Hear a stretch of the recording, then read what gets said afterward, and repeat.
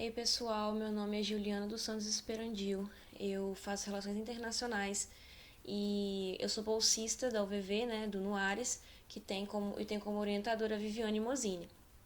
E o meu tema foi o mercado de trabalho e direito dos refugiados no Brasil a partir da crise mundial de 2008 até os dias atuais.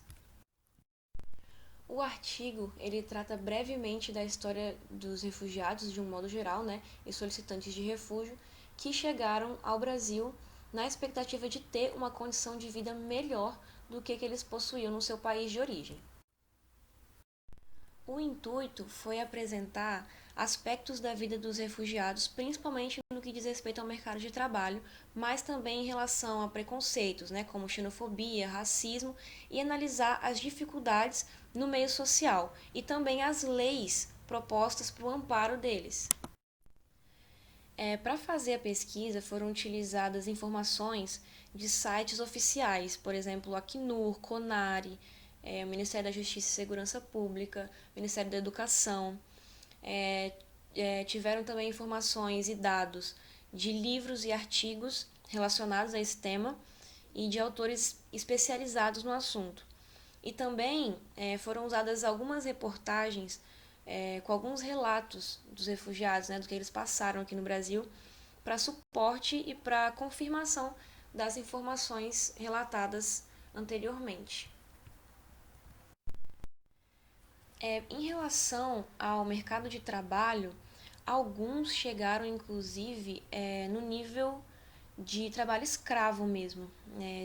Tem pessoas que no seu país de origem eram professores, empresários, advogados, e aí quando vieram para cá acabaram, por exemplo, trabalhando como empregada doméstica numa casa de família sem ganhar nada, a troco de casa e comida, sem poder reclamar.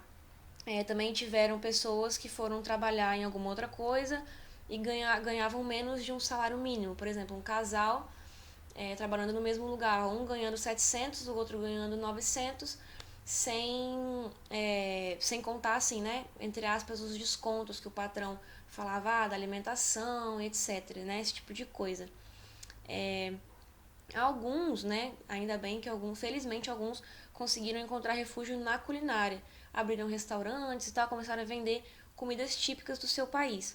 E também tiveram alguns que tiveram ajuda de brasileiros, né, ajudar num aluguel ou ajudar a conseguir um emprego, alguma coisa nesse sentido.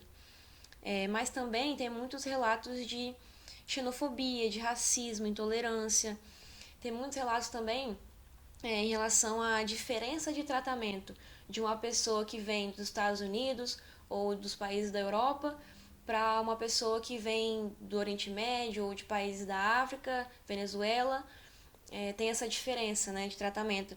E esse medo que as pessoas têm de refugiado como se eles fossem uma ameaça, quando na verdade eles são só cidadãos normais, comuns, como nós que estamos aqui no Brasil, que nascemos e fomos criados aqui no Brasil. É, Além também da dificuldade da inserção no meio social, principalmente por conta do idioma. Tem gente que tem muita dificuldade em falar português, por conta da cultura. Às vezes os países que são mais próximos do Brasil têm um pouco mais de facilidade, mas quem vem de muito longe não consegue ter essa facilidade. E aí isso acaba prejudicando a inserção deles no meio social. Principalmente porque nem sempre o brasileiro é tão receptivo assim. Porque, né, o brasileiro tem fama internacional de ser acolhedor e tal, mas assim, se tratando de um modo geral, se tratando de turista e tal. Mas quando se trata de refugiado, nem sempre o brasileiro é tão acolhedor assim. A conscientização dos brasileiros ela é de extrema importância e necessidade, porque é preciso entender que os refugiados não são nenhum tipo de ameaça, eles são pessoas que estavam com dificuldades no seu país, tentaram se reerguer, mas não conseguiram, e aí sim adquiriram o status de refugiado.